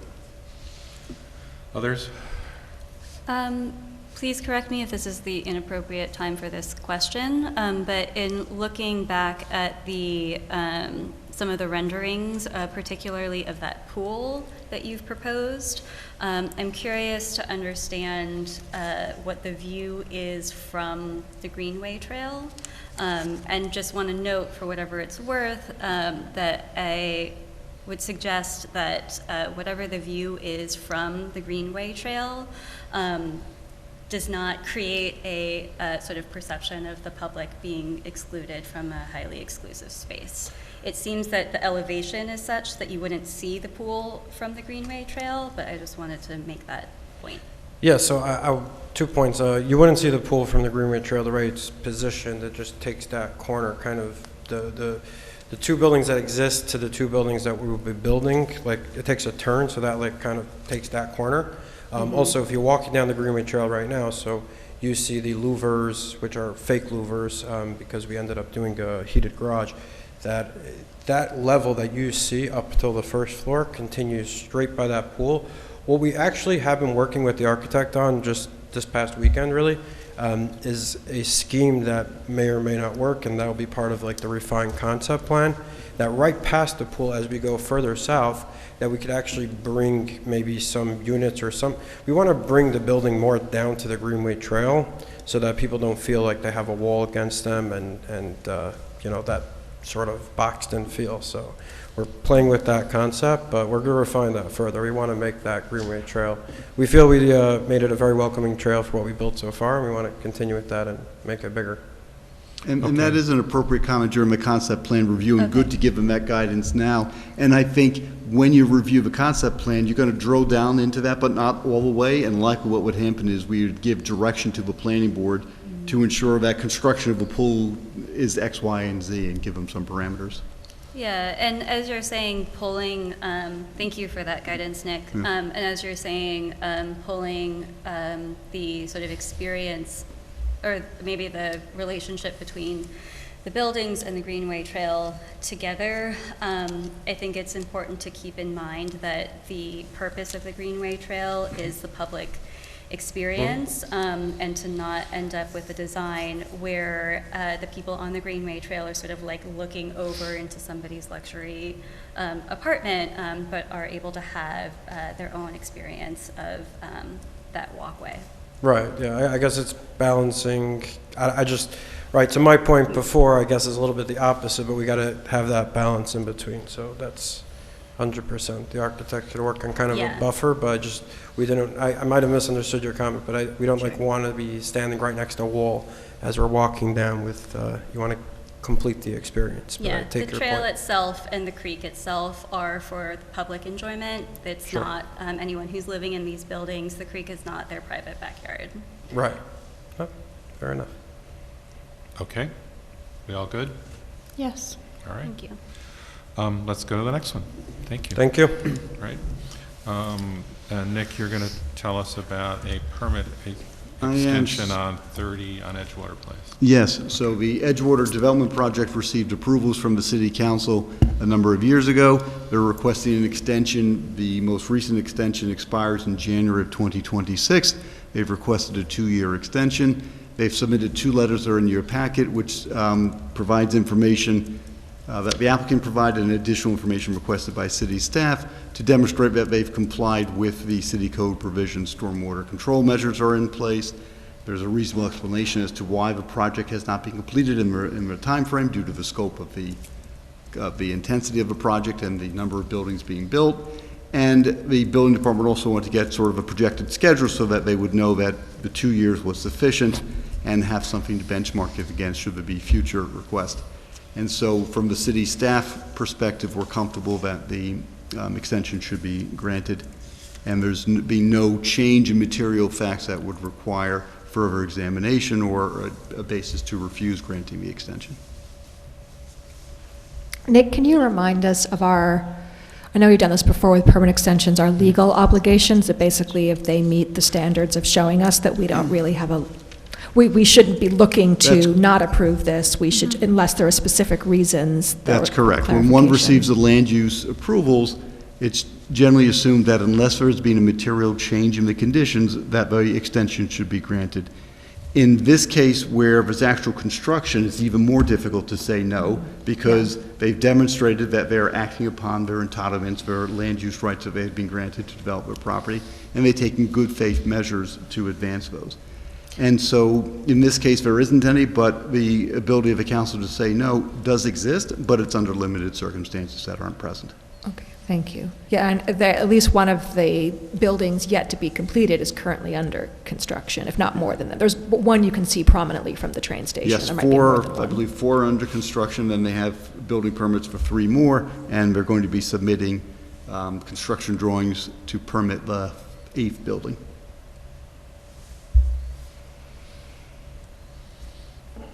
Okay. Yeah. Everybody good? Yes. All right. Next one. I am extremely pleased to want to put in front of the council a amendment to our capital plan to get started on Rail Trail. I think, and I'll hand it off to Chris in just a moment, but I think you will recall when Metro North announced that they were going to abandon the tracks, or in the end land bank the tracks. We had talked to the county and asked them to do a feasibility study during the period that Metro North would be going through their approval process for rail banking the tracks.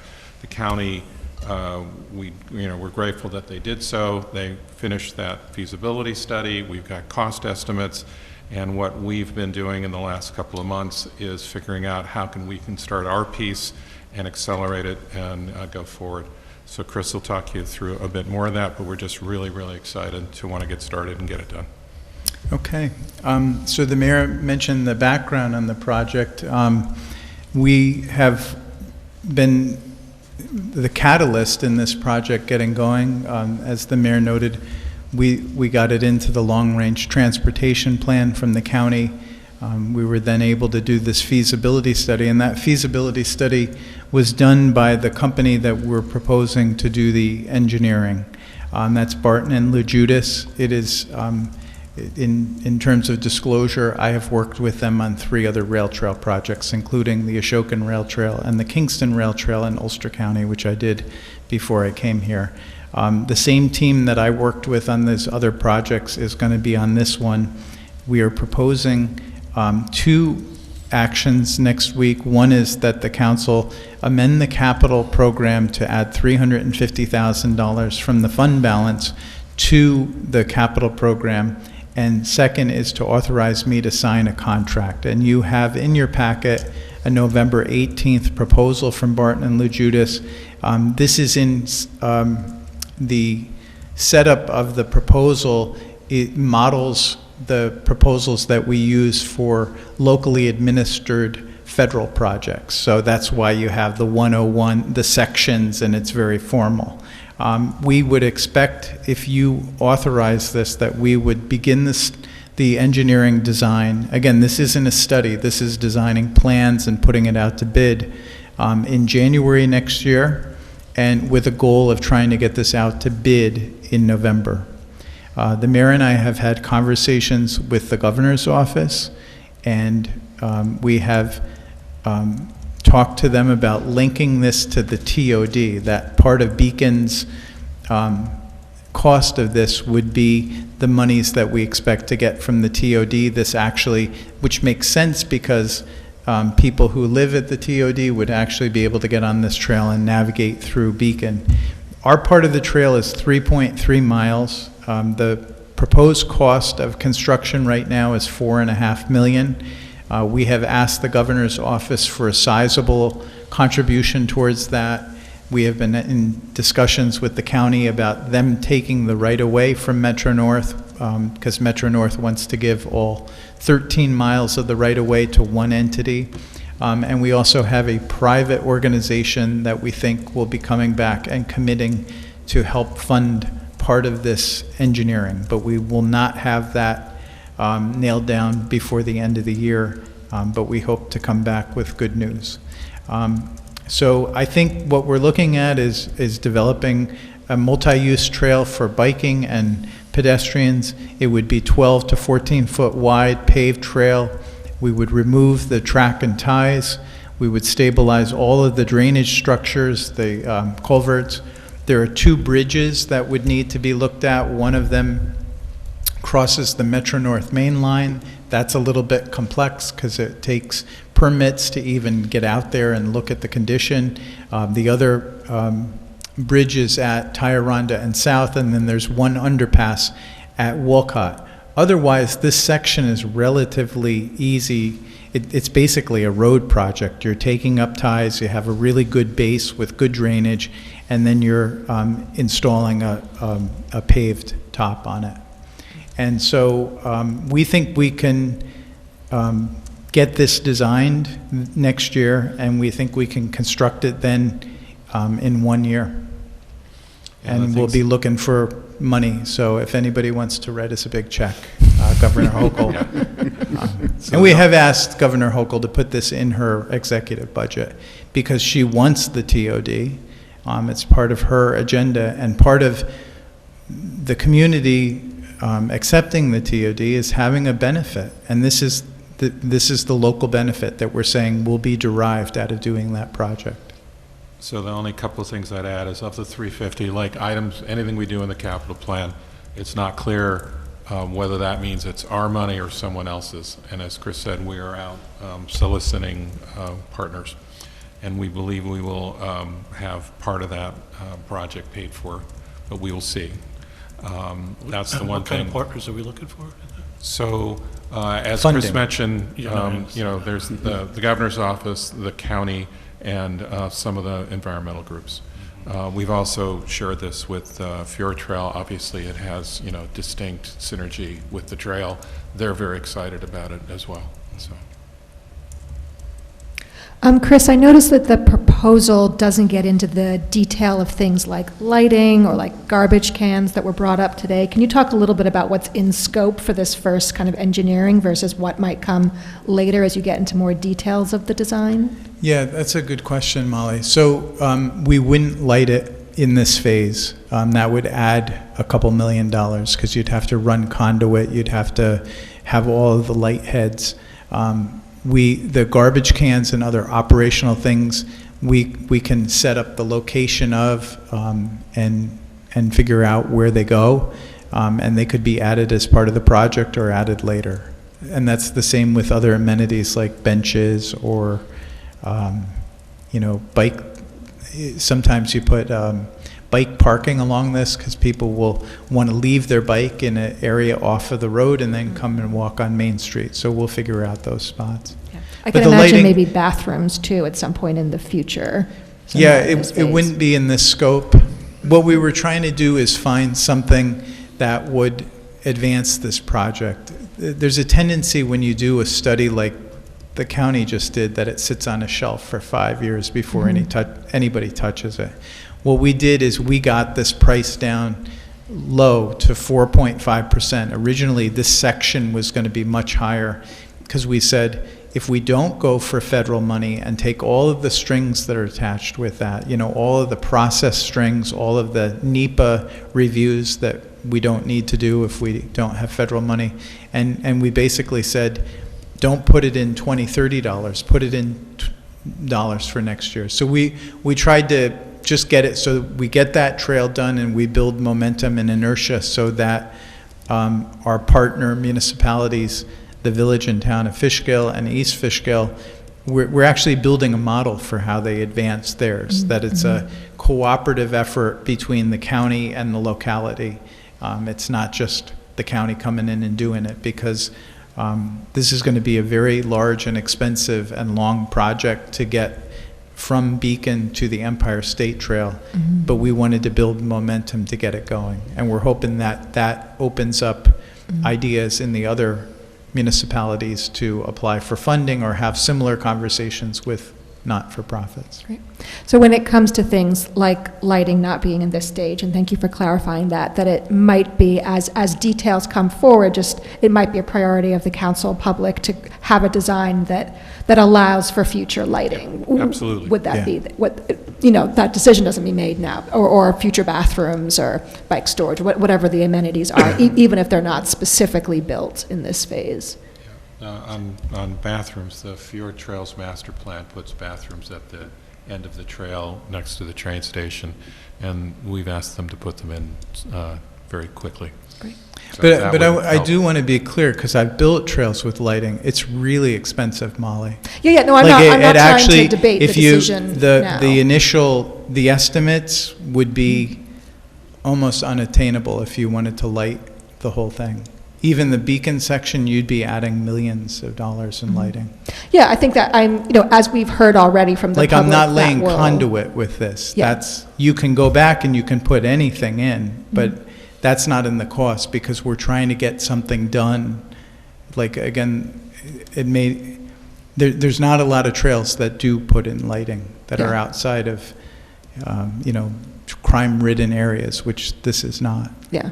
Yeah, I mean, I wouldn't be surprised if it came up in the public, so just making sure that that's something that is, I will not be on council anymore when this happens, so just making sure it's something that like when we built the considered. Kingston Rail Trail, there's no lighting on it. It's open dawn to dusk like all of our other parks. Most bikes use it because they all have lights now.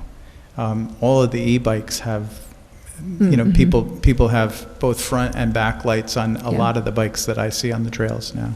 Relatedly, I noticed there was mention of like a 50% and 90% and 100%. What's the thought about will there be sort of formal places for the public to weigh in on the design? How does that process work from here on out? We didn't put that in. We're doing this like building a road. That's how I stripped cost out of it. If you want to do that, it adds cost. It adds time.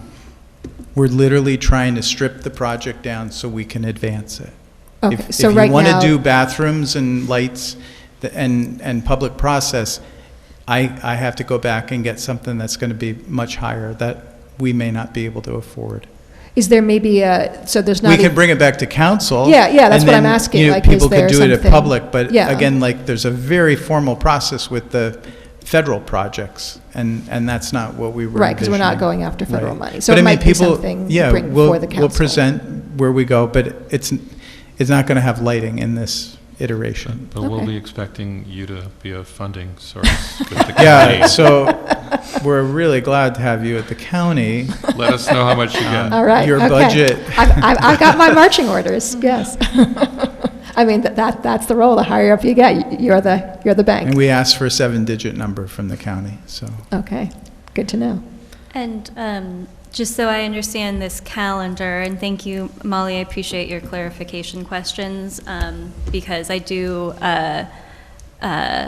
expect some of these questions to come from the public, so might as well ask them now, just so we have clarification. So that 100% final plans and specifications and estimate, October 2026, is that when council will hear again about this, or is it not until bidding and letting, or? No, I just think so it would actually be earlier. Okay. Yeah.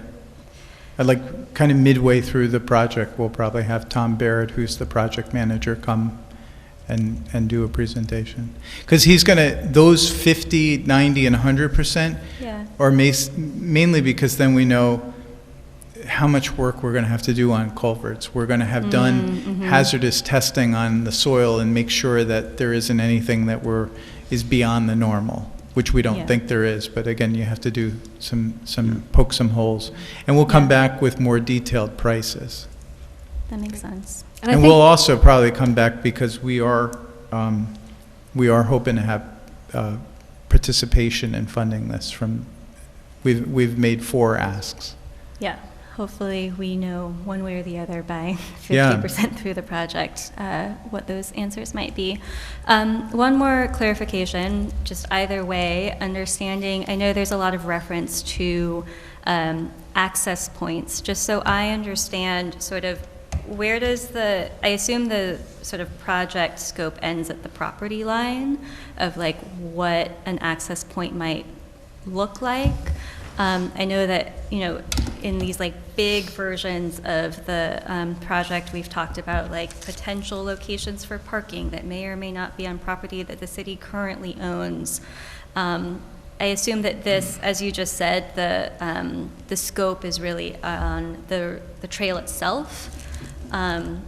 If we're getting questions about sort of the design of those access points, where in the process will that sort of? They will be doing access points as part of the trail. Because they laid them out on the study. Yeah. Right, they specify. If you look in the study, it shows all of the road crossings, the possible, and again, the mayor's talked to a couple private businesses about access points there. Okay, I thought, in my recollection of that presentation that we had, there were a few, I'm sorry, I don't have it in front of me, but a few areas that they said had potential for additional. Yeah, they would vet that during this process. Okay, that would be included. Yeah. Okay, thank you. I mean, you want to have the ability for people to utilize it, so. Yeah. You good? I think so. I think I'm recalling a spot, particularly I think by Groveville, where there was an access point. There was an access point designated, but that it could be designed as more than an access point if there were, if there was a sort of an amenable private property owner nearby. But I may be sort of misremembering, so I'm sorry for bringing it up. So I think the main one that's in the report is around Mill Street. The right-of-way of the city ends at a certain point, but Metro North owns the grassy area between the road and the brick houses there. And that was in the study as saying this would be a nice spot to be an access point and possibly parking and more. Yeah. That's Metro North property. So that is a possibility. If it spills over into private property, that might, obviously slow us down, but most of that is Metro North property. Whether that's included in the study yet, it remains to be kind of sorted out, and we'll learn that. That's the main one. There's a couple of private ones on the other end of 52 that are possible. One was referenced in the study. Then after that, the crossings are very straightforward because there's right at Hannah Lane, at Herbert Street, at the pocket park that we've proposed along the creek, then East Main, then Churchill, and then along Tyranda Avenue at Arno is an easy access point. And then South Avenue was considered an access point, and then also Long Dock, right? Those were the ones I believe that were in the study. Yeah, I was interested to see that at South Avenue and Madame Brett, there's talk of making that at grade rather than the little bridge with the rails over that, so that'll be interesting to see. I mean, looking at it online and in person, it seems feasible, but I assume there'll be some engineering work to kind of figure out what could work there for that. And it opens up the site distances, Yes. which are awful there. Yeah, yeah. So I think that could be good for. We would also take a look at the intersections on East Main and Churchill. Again, on Churchill, that whole thing needs to be reconfigured. I'd add a sidewalk. So it starts to fix the other areas that the tracks have limited our options on. Yeah, and if you recall, if you're on council, the Main Street Access Committee made conceptual proposals on both of those intersections. So we'll dust those off. We'll see if they make sense and have it included here. And the trail is built to a standard, AASHTO standard, so we look at things like site distances, slopes, ADA compliance, and that you'll hear throughout the study. It's called an AASHTO standard, which is the American Association of State Highway and Transportation Officials. And then we'll probably also look at what kind of design standards the Empire State Trail use, because eventually this will hopefully connect to the Empire State Trail. So in terms of signage, benches, other things there, we'll look at what they've used. And like at crossings, sometimes there are treatments to slow bikes down so they don't just whip across, say, East Main Street, and you might have bollards, or you have other treatments that help to slow traffic. Yeah.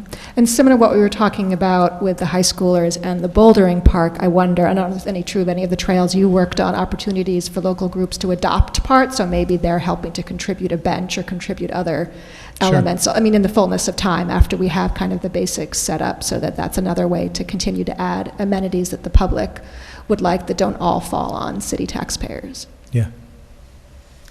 I had a question just with the landscaping that will be taken into consideration for this, especially for the neighbors bordering it, that there'll be, kind of a screening of some way?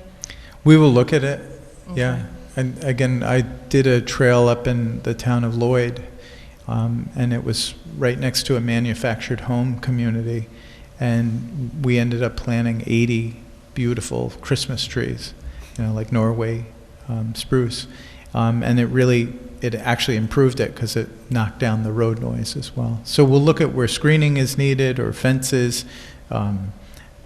Oftentimes you have to look at where you have slopes, and you'll put protective things so that the users of the trail don't go off slope. So I'm just looking at this. There are not a lot of situations like that. Certainly none along the Hudson, as it makes the bend potentially Burnsville, although I think the 555 project needs to deal with that. Then it comes up Tyranda. There's nobody adjacent. Arno Drive, but I don't think there's an issue there. And then it's Tyranda. Again, the homes are on the other side of the road. I'm struggling to see where it's not a lot of them. Who were neighboring, but they have a creek in between it. Yeah, well, look, as for someone that has a creek between them and the Greenway Trail and between the Greenway Trail. It's not going to be your decision, but they're going to listen to all the comments that were made, and there were some concerns, and rightfully so. I mean, I've put a lot of miles since August on the rail trails with my bicycle, and it can be very well done, and you see these yards are right there, and it looks beautiful. So it can be done, and I hope that the neighbors who are concerned with that, when they can speak about it during city council meetings, they just kind of reiterate that, and they have, put their information into the county at the feasibility study. Yep. If you look at the other trails that I've built, you will see lots of reasonable accommodations. Yeah. Fences, screening, really nice amenities. And I'm sure we'll work this out, and we don't need to hammer through every inch of the trail right now. I'm all for screening for adjacent properties, but... Lee, I think this will all be developed out. Hang on. I just want to make the point that screening from someone who lives across the creek effectively means that you're on the trail and you can't see the creek. I don't see how that's possible. So I just want to point that out up front. Let's keep going, though. Other stuff? No. All right. Everybody good with the two items that we're going to come up with? One is amending the capital plan, and then the other one is authorizing the city administrator to sign the agreement with the engineers. And using it for the fund balance is fine? Yeah. You don't see any problem with that? No, we did talk to Susan, and she thought we were good for it. Okay. All right. Great. I would be cautious about construction if we don't have a partner. But even that, depending on how the TOD deal goes, we could actually bond it and pay for it with the TOD future revenues. But we are trying to get participation. Yeah, don't say that last part out loud too many more times. What's that? We definitely can't do it without help. Let's keep no, going. I wouldn't say Yeah, let's move on. Yeah. All right. Like this We'll is, come back to we've it. dragged the All arse right. out of this. All right.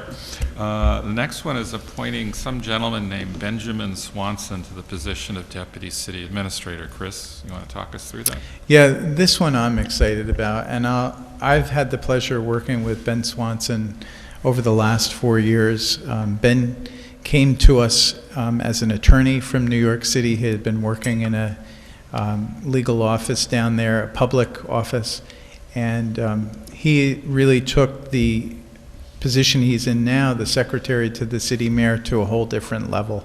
It went from being primarily clerical to really being supervisory and much more executive. Ben has a law degree and also a background in finance. He has been outstanding in the work that he does. I think you see some of it through the packets and the correspondence, but we've had Ben oversee things like the licensing of films. He's been spearheading our environmental grants through the Climate Smart community along with Fay Leone. He's been implementing projects like the EV charging stations. And as we do with all departments, we're trying to set up logical succession so that the city is developing positions that there really aren't just, off-the-shelf training courses for. I have a master's of public administration, but it's still a jump to figure out how you go from whatever position you're in to an administrative position or a manager position for a municipality. And we thought this was a good time to set up the position of deputy city administrator, and I am absolutely thrilled to think about Ben serving in that role. We would have him continue to do things that he does, along with turning focus to things like housing and food resources. Ben has worked through a lot of things already and improved processes, and I look forward to seeing him do that with more of these. So if you approve this, we would make this appointment effective January 1. The position is in the process of being created by civil service at our request, and Ben will also fill in if I'm not able to do my duties. And I think that gives me good confidence that the city would be in good hands. Okay. Yeah, I think that, well, first of all, I agree with so much of what you wrote, Chris, in your letter of recommendation for Ben. His intellect, temperament, skills, and judgment have all been, I think, tried through his years of service here at the city, and I'm also excited about this new position. The last thing that you said, I'd like to clarify, and maybe this is going to be made clear through the civil service position, and maybe this is actually already clear through oh my gosh, I'm blanking on the term, but if, what is sort of the line of command or decision-making if you are not sort of in a position to make a decision, you need to deputize certain responsibilities to Ben, sort of what, or to the deputy city administrator, what is the sort of process for that? Yeah, so we do that already, and Right. each year at the beginning of the year we appoint an acting city administrator. Yeah. I would simply just do what I've been doing, which is making, the last 2 years I've had Ben as the acting. Right. So if I'm not here, he would assume the duties. Yeah, So that's sort prior of to that it redundant was to. Prior to that, it was Susan. Yeah. Yeah. But I don't think Susan wants that. She kind of got volunteered and. Voluntold. So, Nick, the question related to that is, do we have to do the annual designation if there is a deputy city administrator who's in his job description? Yes, I have a charter up. Section 3.01 does require it be done annually. Got it, it's in the charter. Yes. Okay, great. And it also sets a second backup in case Yeah. Ben isn't here, so, Correct. and that remains Which Susan. is Susan, yeah. Yeah, even though she doesn't want to You do can't that escape. either. Shh, but don't tell her. Yeah. And Ben is just a real pleasure to work with, I tell you. He certainly is. I think this is great. I think this is a position that is needed for the city, and I'm looking forward to having Ben step into that role. I think he'll be terrific. Yeah, and it's the first time we're actually establishing, a succession plan, and it makes a lot of sense. And I think it just reflects our ability to attract great talent. I think we've been very consistent in kind of upgrading each time we hire, and this is a perfect example of that. I do think we really missed an opportunity, though, to have made Ben stand at the podium and listen to all of this in person. We should have asked him a bunch of questions. I can feel him blushing. I know, I there's can one- like feel him from in there. He's probably like. There's one more meeting, Amber. I joked that I had called his mom and got his pictures from his band years, and we were going to show them, but alas, we were busy making up other fees and stuff. All right? Mm-hmm. Thank you. So Cablevision franchise renewal agreement, Nick? Yeah, so we've discussed this a number of times. We've concluded the negotiations, provided you with a final version. You've been provided with a red line previously, and we provided you with a memo in your packet that identifies, 3 issues that were discussed. So I'm happy to go through in more detail, but that's my overall summary. It's ready for your consideration. Yeah, the third one that you, and thank you for the memo, because my main question was what is different? I wasn't quite sure of the legalese of your third point. Is a version of that they could basically rescind the free service they currently provide us, or say they're not going to provide it in addition to the fee? I wasn't quite sure what to make of that third point in your memo. No, what they can do is, for those services they provide, such as Cablevision services to City Hall, they can deduct that from a franchise fee.